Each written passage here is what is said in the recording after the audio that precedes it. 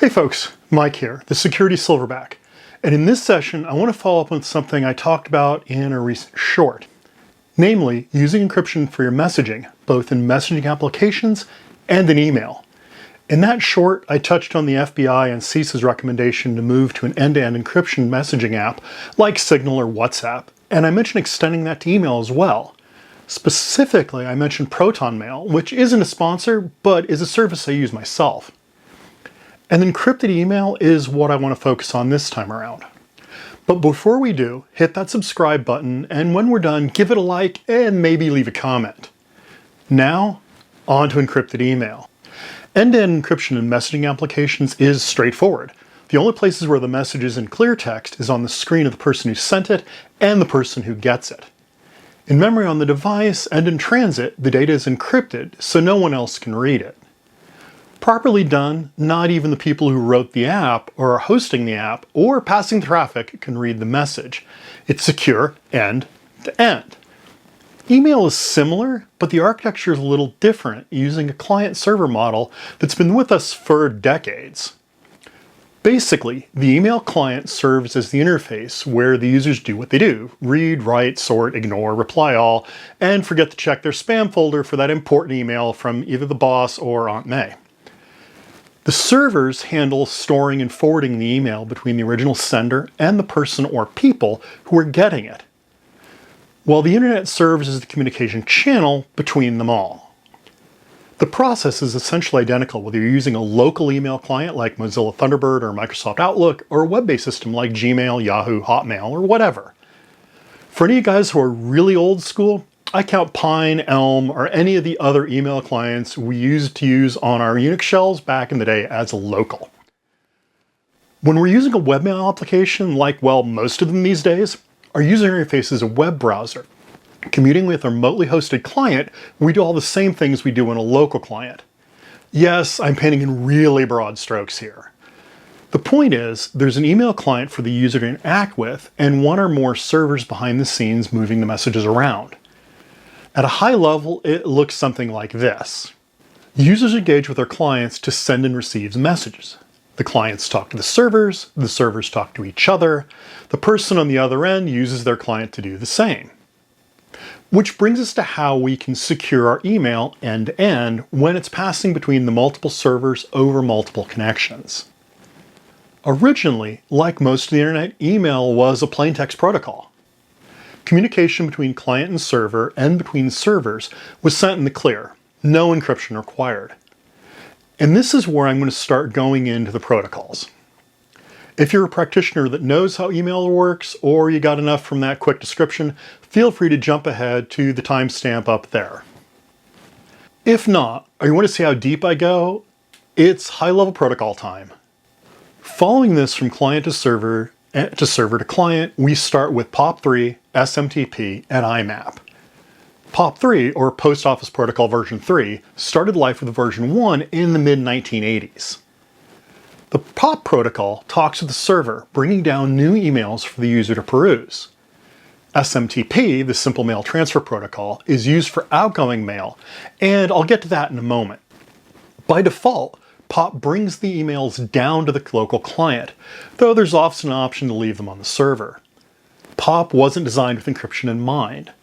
Things are better now, and there's an extension that adds additional security, such as Start TLS, which forces communication using Transport Layer Security, TLS, or using Secure Sockets Layer, SSL. Or K-POP, which is not Korean POP, but Kerberized POP, which adds Kerberos to the Post Office Protocol, which, to be honest, I've never seen in an environment I've worked in. POP3 has been largely displaced by the Internet Message Access Protocol, or IMAP, which I'll cover in a moment. For sending email outbound from the client, and for moving it between email servers, we have SMTP. SMTP, the Simple Mail Transfer Protocol, has been around since the early 1980s, and was built on protocols that came before that, such as Unix to Unix Copy, UUCP, or using FTP for email transfer. Those go back to the 1970s and are way too deep down the rabbit hole to explore now. SMTP now is still the most common way to send outgoing mail and send mail between servers. Technically, it would be eSMTP, or Extended SMTP, which came out in the early 1990s and defined how to extend SMTP to deal with some of the original issues. SMTP was originally not just a plaintext protocol, but an ASCII-only plaintext protocol, which is where the multi-purpose internet mail extension, or MIME, comes in. I'm going to come back to MIME in a bit. Most communications between servers are encrypted now using one of several protocols, but in a lot of those cases, messages at rest on the server are stored in plaintext. Dealing with that issue is one of the points of this whole session. Getting back to the client side for a moment, I want to touch on IMAP. The IMAP protocol adds a lot of capabilities that were absent in the POP3 protocol. For this session, IMAP over SSL, TLS, or IMAP-S is the one we care about, since it's adding a layer of encryption between the client and the server. So lots of acronyms and RFCs, which hinted at the real issue. That being keeping the content of an email secure at multiple points. As I mentioned before, the communication between server and server to client is fully encrypted. So our security in the transit is usually going to be okay. It's when the email's at rest that we have problems. Even now, not every email server or system encrypts email while it's at rest. And a surprising number of the ones that do are configured in a way that an administrator could still decrypt the stored messages. In a lot of those cases, they're using encrypted storage generally rather than specifically encrypting the emails, which is what we want, encrypted email. And that brings us to encrypting the email itself. Earlier I mentioned MIME, or the Multi-Purpose Internet Mail Extension. By itself, MIME was intended to add flexibility to email by extending the kinds of information you could send through email. Security came later in the form of SMIME, or Secure Multi-Purpose Internet Mail Extension. SMIME adds both encryption and digital signatures to the message, encrypting them at rest on the server and only showing the plaintext versions at the endpoints. The protocol uses public key encryption with certificates, which is technically reasonably secure, but there can be some logistical challenges with getting a certificate if you're a private user. There are also some known vulnerabilities in SMIME and some potential issues with accessing messages if certificate is lost or corrupted. A major alternative to SMIME is using PGP, or the open source alternative GPG. PGP stands for Pretty Good Privacy and has been around since the early 1990s, from the original version 1. It is a file encryption system that uses public key cryptography and a web of trust concept along with distributed public key storage.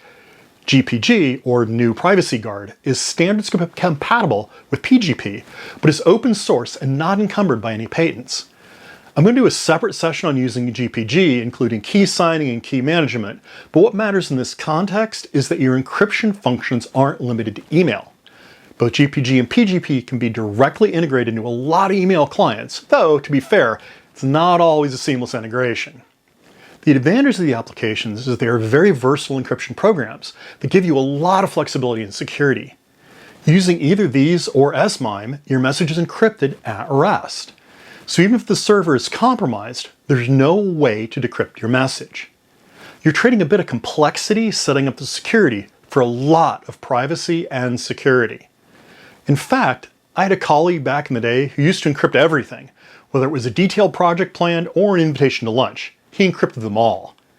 The reason behind that little quirk was that if you only encrypt the important stuff, an adversary will only have to put effort into messages that are encrypted. They know they're important. But if you encrypt everything, they'll never know what's important and wind up spending a lot more effort trying to figure out what matters and what doesn't. Though this seems like something for the dedicated GPG encryption session rather than this one. The bottom line is to keep your email communications secure, you have to use encryption at both transport level, relying on encrypted network protocols, and at rest, relying on the encryption. Now this session is already a little long, so I'm going to queue up an actual how-to session on setting up SMIME and integrating GPG or PGP into your email client. Until next time, hit that subscribe button, give us a like, and stay safe. Hey, quick interruption here before I get to the credits.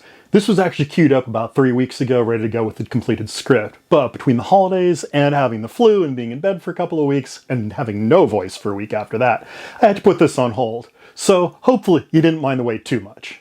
Thanks for watching. you.